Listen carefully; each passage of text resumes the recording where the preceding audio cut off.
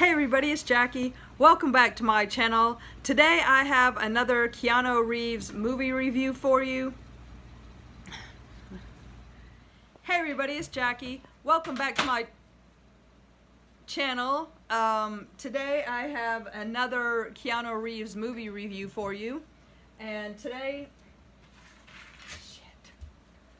I cannot get this going, man. He's always questioning associates of the people and trying to find out, but nobody will tell him anything. So finally, oh no. Hi Peanut! Have y'all met Peanut yet? And there goes Samantha, my broken tail kitty. I think y'all might have, the cats are in the house. Starring Keanu as Detective Scotty Galban and Ana De Armas as Isabel. And you might recognize Anna from Knock Knock, another movie from 2015. She starred as one of the villains in that movie, so it's nice to see her again. And Isabel is a school teacher. She teaches kindergartners, and it's their two lives that intersect because she holds the key to the crime. And the crime is Detective Scott's partner, Joey, has been murdered. And so as he tries to investigate the murder, Isabel leads her life as a school teacher. She's very religious, and she is engaged to her boyfriend who is fixing to go to Iraq. But so it's the two separate stories that merge together, and it is in New York City. And Detective Scott's partner, Joey, has been murdered in the subway. Thanks, Charlie. And so he is investigating the murder. His partner was found with a knife in his back and was hit by, then he was also hit by the subway train. So he's trying to figure out what could have happened. And Isabel is the school teacher who getting ready for her upcoming wedding, and her fiance leaving for a little while. So Isabel sees vision, gets a vision before something happens in her life. So the movie starts out where someone is taking pictures of a group of young people leaving a club. So she's being photographed, and as she leaves the club, she's heading to the subway to take the train, and one of her friends escort her to the train. He gives her a knife to put in her purse just in case, because she's making the rest of the trip by herself. So she's waiting for the subway to come, and she's standing there on the platform, and she sees another guy waiting for the train, and this guy seems to step out over the tracks, and she realizes he's levitating. So she realizes that it's a sign. And the man steps onto the train. Well, she's a little bit nervous to get on the train with him, so she lets the subway go by, and she waits for the next one. And she's standing there and she's waiting, and she's fiddling with her engagement ring that was given to her because it's a little too big, and as she's waiting for the train, she doesn't notice that she accidentally drops it. And then as she's waiting, she's walking around and she accidentally breaks a heel off her shoe as well. In the meantime, Detective Scotty is comforting his partner's wife because she finds out he's been killed, and she's trying to find out how he's been killed and what happened. And so there's that story going on as well. So then it goes back to Isabel's story, and Isabel is in her classroom and she's teaching her kindergartners. And she does have a student who is very, very quiet and shy. And so she tries, excuse me, Charlie. This is Charlie. I don't know if y'all have met Charlie before, but say hello. Okay. She's teaching her school children, and her quiet student is looking for something, and she's like, she's frantically looking and she's like, what are you looking for? And little girl's like, my little horse, my little toy horse, and she can't find it. So on the way home, she does pick up a little toy horse at a store to bring to the little girl, and while she's going to the store, she sees another vision, and this vision is, she sees these people who are kind of like in futuristic outfits, and they've got really white skin, but she takes it as a good sign, and she just goes on her way and gets the toy. So then it goes back to the detective, and he is trying to find the murderer. The wife, she said, I know that Joey wasn't a saint, and that I guess he was fooling around on her. So she starts coming on to Keanu, and he loved his partner, although for whatever reason he wasn't liked. His partner always had his back, and so he was telling his wife, no, it's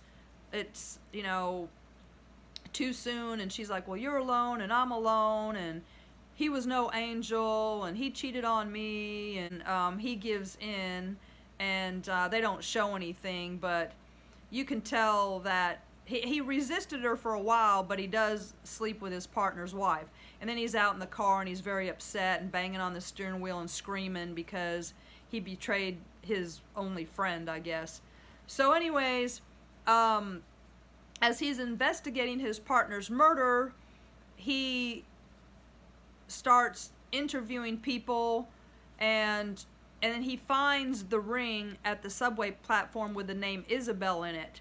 And so he is trying to find Isabel, and as he's searching for Isabel, I guess it was his partner who was taking pictures of the group outside the club. And so he starts looking for the people in the photograph. Nobody will tell him anything because he's a police officer in New York City, and although they know each other, nobody will say anything about it. And it was very strange, but one by one, these people in the photograph start turning up dead. So, but nobody would say anything.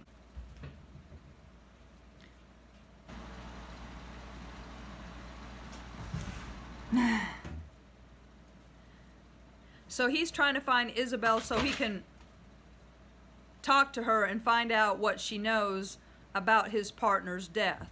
Then it goes back to Isabel, and she's talking to her boyfriend via Skype, and he's supposed to be coming home soon from Iraq, and they're making their plans to get married, and she's all excited about it. And then because she saw a vision, she was so excited, and then what happened was he actually got killed. So unfortunately her vision was a bad one, and then it goes to his funeral, and she's just so upset. And so she doesn't really come out of it for a really long time, and she's very, very sad at school. And she starts spending time with her student, the little girl, and the little girl's mother didn't pick her up one day from school, so Isabel took her to her house, because since her fiance was killed, she had to move back in with her parents. So she's moved back in with her parents, and she's taken the little girl home with her, and she's kind of having her spend the night, and she sleeps in her bed, and then she takes her home the next day to her parents. But the little girl didn't want to go back to her parents' house, and she threw a fit, kicking and screaming that she didn't want to go home. So she goes back to school, and she's teaching her students, and she's trying to get over the death of her boyfriend, and then moving back in with her parents.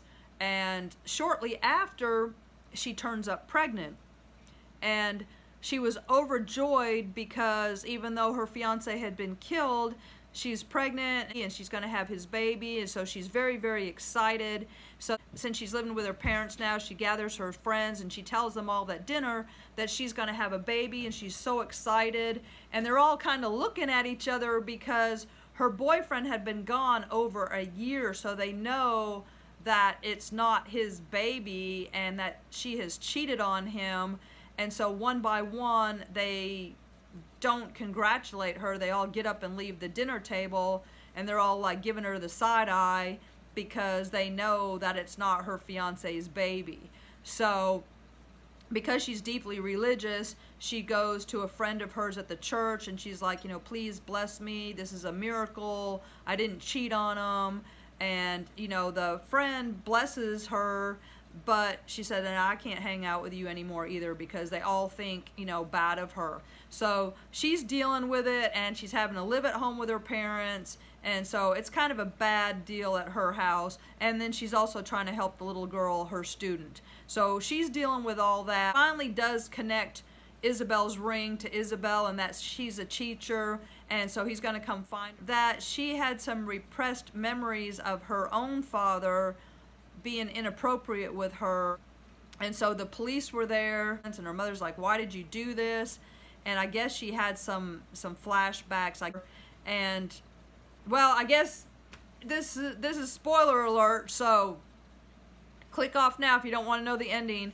So what happens is it winds up that while she was waiting at the subway that evening, after the ghost figure had got on the train and she was still waiting on the platform, Detective Scotty's, all those people that were in the photographs who had been killed had been sexually assaulted by Joey, Detective Scotty's partner.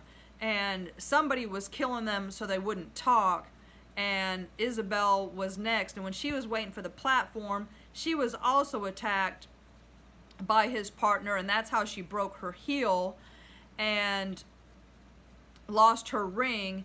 And after he assaulted her in the subway, he was waiting on the platform to get the train, and she took the knife out of her purse that her friend had gave her just in case, and she stabbed him in the back and pushed him onto the subway platform. So that's how the detective was murdered. And then because of her memories, she also murdered her father. But I guess because of her religious beliefs or whatever, that she had repressed it all. So I guess she had daddy issues, just like in Knock Knock. So basically, this movie sucked. I'm so sorry. I just, from the odd ghost figures to nobody liking Detective Scotty for whatever reason, to his wife coming on to him and then him doing it with her, which was kind of icky, and the incest going on. And I guess the little girl was actually Isabel, and she was flashing back, and then she stabs her father, and she stabs him on the train, and then it wasn't an immaculate conception after all. It was the partner's baby. So anyways, pass on this movie. It's terrible. And yeah, so that's it for this one. So next time let's get something more fun, but definitely, and it's too bad because Keanu actually produced this movie, and I don't know what he was thinking, but it's bad. It's no good. So anyways, okay, thank you so much. Please like, subscribe, leave me a message, and I will talk to you soon. Bye, y'all.